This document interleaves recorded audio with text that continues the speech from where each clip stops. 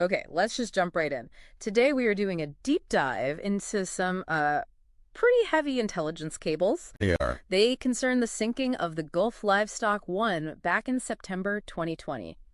Now, officially, this was a catastrophic loss at sea, a tragedy caused by Typhoon Maysak. Right, that's the story everyone knows. But the source material we have argues it was anything but an accident. Our mission here is to decode the evidence that suggests this was a calculated event, what the intel calls a kinetic nullification. Exactly. And when you look at the core thesis in these documents, it's stark. It says the vessel wasn't just unlucky, it was, and I'm quoting here, bought and converted and rigged to from start to finish. Read from the start. Yeah, and this whole playbook, this pre-planned asset retirement, it was all executed under something called Protocol 777. That's the designation the sources give for these kinds of staged sinkings. That is a massive claim. So you're saying the official narrative that the storm just swamped the ship is wrong, that the engine room flooding wasn't a side effect. The sources claim it was the cause, the primary mechanism of the sabotage. How? It all comes down to what the documents call the shattered bearing hypothesis. Mm. We know from forensic records there was major engine work done in July 2020, just before the final voyage. Okay. The claim is that the propeller shaft's stern tube bearing, which is a critical high-stress part, was swapped out. It was replaced with a compromised component designed to do one thing: shatter under the extreme side-to-side, the lateral pressures of a heavy typhoon swell. Wait, hold on. So they engineered a part to fail only under the specific stress of a storm. That's the kill switch. Yeah. Elegant in a very dark way. Oh. Once that bearing failed under the typhoon's pressure, the whole propeller shaft would shift, and that would instantly destroy the aft stern tube seal. Which is the main seal keeping the ocean out, right? It's the only thing keeping the ocean out at that point. Once it's gone, you have a massive unsealable hole at the keel line. The water ingress would be so fast, so violent, that the bilge pumps wouldn't stand a chance. So the engine room floods and the engine seizes. The ship is instantly dead in the water. And its own design basically sealed its fate from there. I mean, the Gulf Livestock 1 wasn't built for this. It started life as a container ship, the Maersk Waterford. Exactly. And that conversion is critical. When they added those huge, heavy livestock decks, they drastically raised the ship's vertical center of gravity, the VCG. Making it top-heavy. Terribly top-heavy. It created what naval architects call a stability trap. And those decks also increased the windage, essentially turning the ship into a giant sail. So once the engine was gone and they couldn't steer, it was inevitable.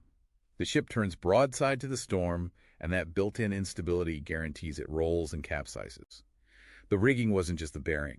It was using the ship's own flaws against it. Chilling. Yeah. But let's talk about the crew, because they didn't seem to know. We have that final text from the Australian stockman, William Mainprize. He wrote, "It was pretty hardcore." And that's key. That is the language of someone fighting through a nasty storm, It's not the language of a man who knows his ship is intentionally sinking beneath him. So the crew was in the dark until the very end. Completely. They were unaware until that trap sprang. Then the tone changes instantly to terror, taking on water. And that compartmentalization, that secrecy, it connects to another anomaly, doesn't it? The rumor of the girl in the life raft. It does. She's not on any official manifest, but her rumored existence suggests a tiered survival plan was in place. She was likely some kind of undocumented technician, an asset. An asset tied to what? To the biological payload, the cattle. Someone who knew the operation was happening and, unlike the regular crew, knew when to get out. It fits a pattern of sanitizing the evidence. Okay, so this brings us to the big question. Why? Why go to all this trouble to sink a ship full of cows? Well, according to the intel, this connects to a much bigger picture protocol, 800-888 NAP. Another protocol. Right. The Gulf Livestock 1 was what's called a chain vessel for a state-sponsored biological op.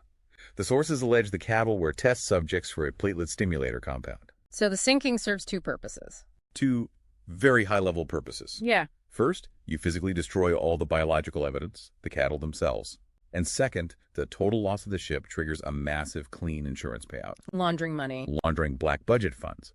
The sources specifically mention the MIPS war cash and the Jensen trusts.